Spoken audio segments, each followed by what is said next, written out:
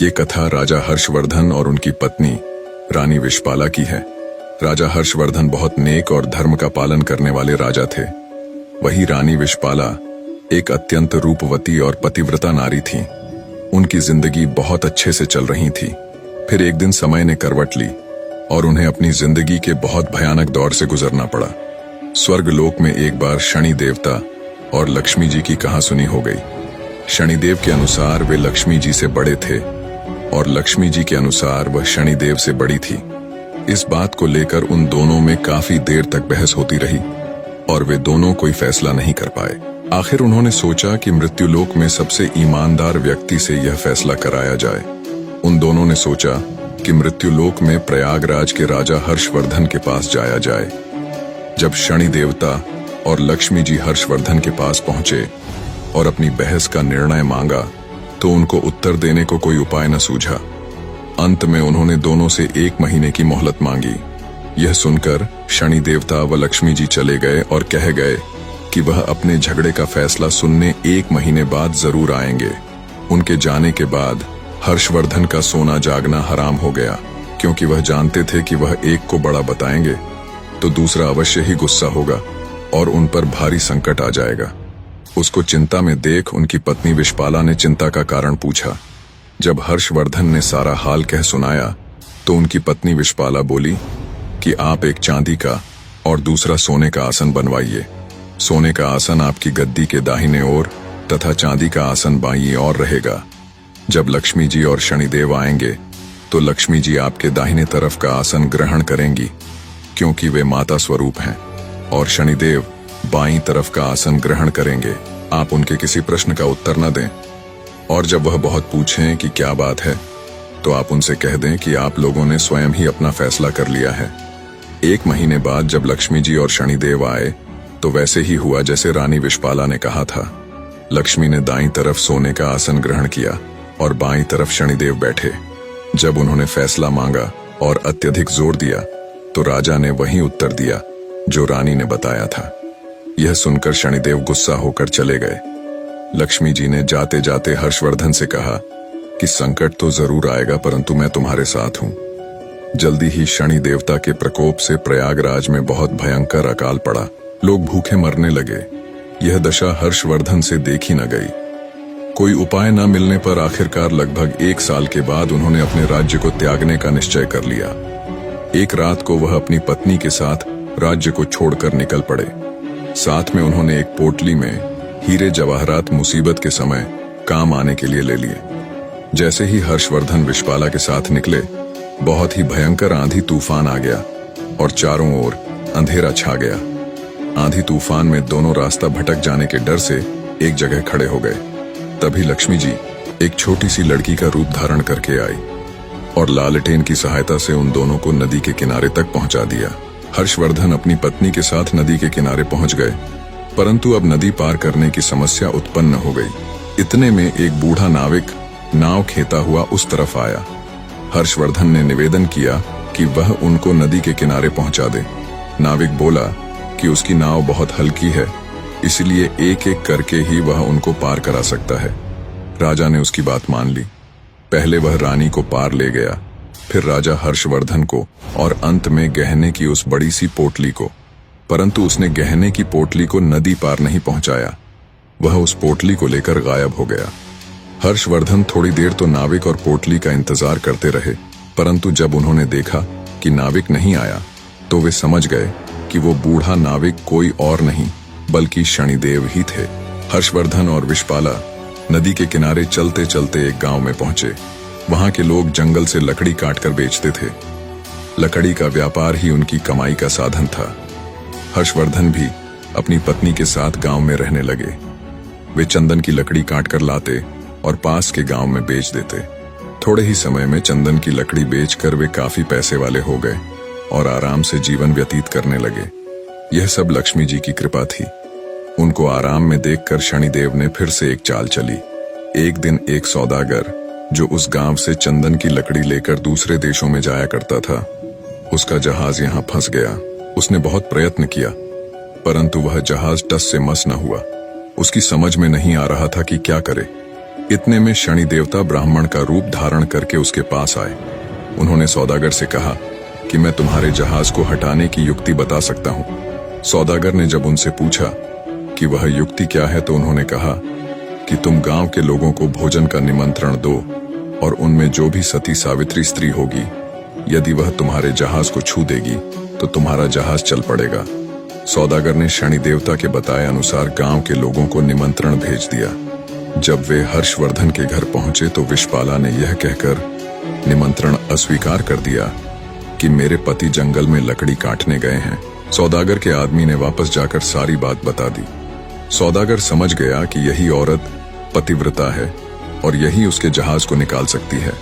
वह शाम को फिर उसके घर गया। उस समय हर्षवर्धन घर पर ही थे। उसने निमंत्रण स्वीकार कर लिया। जब सौदागर ने हर्षवर्धन और विषपाला से कहा कि वह जहाज छू दे जिससे वह निकल सके, विषपाला ने अपने पति के कहने पर जहाज छू दिया और जहाज हिलने लगा।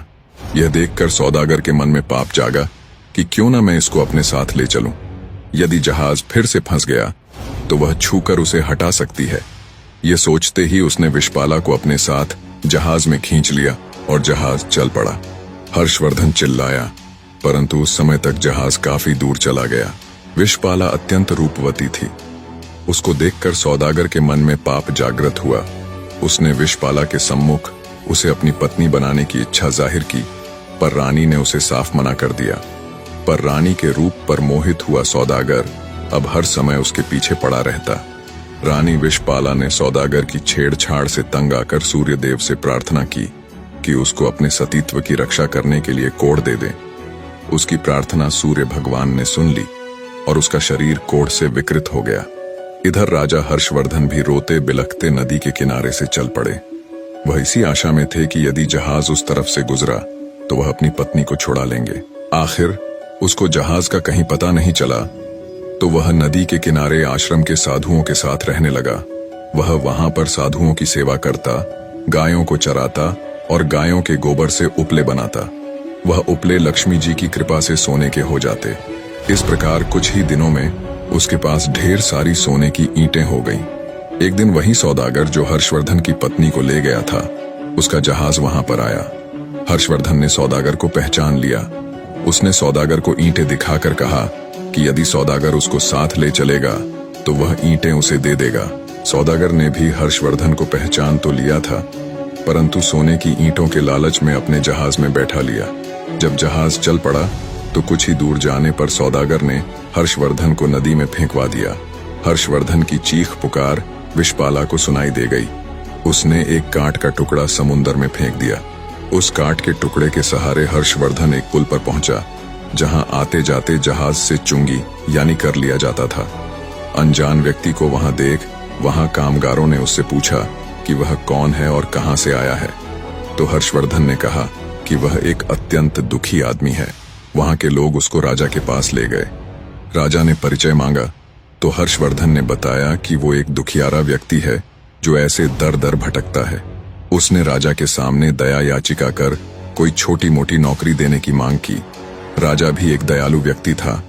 उसने उसे वहां के बगीचे का माली बना दिया। उस राज्य के राजा के यहाँ संतान के रूप में इकलौती पुत्री थी, जिसके लिए नित्य फूलों का सुंदर गजरा बनाकर मालिन लेकर जाती थी। एक दिन राजकुमारी ने मालिन से पूछा कि आजकल गजरे कौन बनाता है, वे अत्यंत सुंदर होते हैं। मालिन ने राजकुमारी को बताया कि एक नया नौकर है जो गजरे बनाता है। राजकुमारी ने उसे देखने की इच्छा प्रकट की। जब उसने राजा हर्षवर्धन को देखा तो वह उस पर मोहित हो गई और हर्षवर्धन से ब्याह करने की हठ पकड़ ली। राजा ने बहुत मना किया, परंतु जब राजकुमारी नहीं मानी तो उन्होंने लाचार होकर दोनों का ब्याह कर दिया और जंगल में एक मकान रहने को दे दिया। कुछ दिन बीत गए तो हर्षवर्धन ने राजकुमारी से कहा कि ऐसे बेकार बैठे रहकर मेरा मन नहीं लगता। तुम अपने पिता से कहो कि मेरे को जहाजों की चुंगी का ठेका दे दें। राजकुमारी ने अपने पिता से यह प्रस्ताव रखा तो राजा ने प्रस्ताव स्वीकार कर लिया। हर्षवर्धन अब आने वाले जहाजों से चुंगी लेता। ऐसे ही 7 वर्ष बीत गए। शनिदेव का प्रभाव खत्म होने को आया। एक दिन सौदागर का जहाज वहीं आया। हर्षवर्धन ने उस जहाज को रोक लिया और उसे वहां से जाने नहीं दिया। सौदागर क्रोधित हो राजा के पास शिकायत लेकर गया और विनती की, महाराज जो भी आपका कर है वो मैं हमेशा अदा करता हूँ, फिर भी मेरे जहाज को क्यों रोका गया? राजा ने जब हर्षवर्धन से पूछा कि वह सौदागर के जहाज को क्यों नहीं जाने देता, तो हर्षवर्धन ने बताया कि महाराज, इस सौदागर के पास मेरी सोने की ईंटें हैं जो इसने मुझसे चुराई है। जब हर्षवर्धन ने सौदागर से अपनी सोने की ईंटों की चोरी की बात राजा के सामने रखी, तब राजा ने हर्षवर्धन से पूछा, क्या तुम्हारे पास इस चोरी का कोई प्रमाण है? हर्षवर्धन ने सिर झुकाकर कहा, महाराज, मेरे पास कोई प्रमाण नहीं है। हर्षवर्धन का झुका सिर देखकर सौदागर अपनी बात को और अधिक पुख्ता करने के लिए राजा से कहता है, महाराज, ये झूठ बोल रहा है। मैं शपथ लेता हूं कि सोने की ईंटें मेरी हैं। राजा सोच में पड़ जाता है। तभी एक तेज गर्जना के साथ शनिदेव प्रकट होते हैं और गुस्से में सौदागर की तरफ देखते हैं। उन्होंने कहा, सत्य और धर्म के साथ खिलवाड़ करने का कर्ज चुकता करने का अब तुम्हारा समय आ गया है। शनिदेव सौदागर के पास जाकर उसकी आंखों में देखते हैं। अचानक सौदागर जमीन पर गिरकर कांपने लगता है। वह पसीने से तरबतर होकर चिल्लाता है, मुझे माफ कर दो, मैंने झूठ बोला था। ये सोने की ईंटें मेरी नहीं हैं। इतना कहने के बाद सौदागर के शरीर से एक अजीब सा धुआं उठता है और वह वहीं राख में बदल जाता है। राजा और दरबार के लोग स्तब्ध रह जाते हैं। किसी को समझ नहीं आता कि क्या हुआ। तभी शनिदेव हर्षवर्धन के पास जाकर उनको प्रणाम करते हुए कहते हैं, राजा हर्षवर्धन, तुम्हारे सत्य और धैर्य ने मुझे पराजित कर ही दिया। तभी एक बार फिर से तेज प्रकाश होता है और तेज प्रकाश के साथ लक्ष्मी जी प्रकट होती है। मां लक्ष्मी जी हर्षवर्धन को आशीर्वाद देते हुए कहती हैं, तुम्हारे त्याग, धैर्य और धर्म का पालन करने के कारण मैं तुम्हें अखंड समृद्धि का आशीर्वाद देती हूँ। तुम्हारा राज्य फिर से समृद्ध होगा। आशीर्वाद देकर लक्ष्मी जी और शनिदेव दोनों अंतर्ध्यान हो जाते हैं। राजा के आश्चर्य की कोई सीमा नहीं थी। वह हर्षवर्धन के पास आकर कहते हैं, तुम कोई साधारण पुरुष नहीं हो सकते। तब हर्षवर्धन उसे पूरा किस्सा बताते हैं। राजा सहित पूरा दरबार हर्षवर्धन की धर्मपरायणता का गुणगान कर रहा था। राजा ने हर्षवर्धन की पत्नी रानी विश्वपाला को आदरपूर्वक जहाज से पालकी में बुलाया। रानी विश्वपाला ने पुनः सूर्य भगवान से प्रार्थना करके अपना पूर्व रूप मांग लिया। राजा ने आदरपूर्वक हर्षवर्धन के साथ अपनी बेटी को और रानी विश्वपाला को भी, जिसको उसने अपनी बेटी मान लिया था, प्रेम पूर्वक विदा किया। निष्कर्ष, किसी के जीवन में कठिनाइयां कितनी भी बड़ी क्यों न हो, अगर व्यक्ति सत्य और धर्म के मार्ग को नहीं छोड़ता तो समय के साथ वो न केवल हर मुश्किल से बाहर आता है, बल्कि खुद वो मालिक परमात्मा भगवान भी उसकी मदद करते हैं।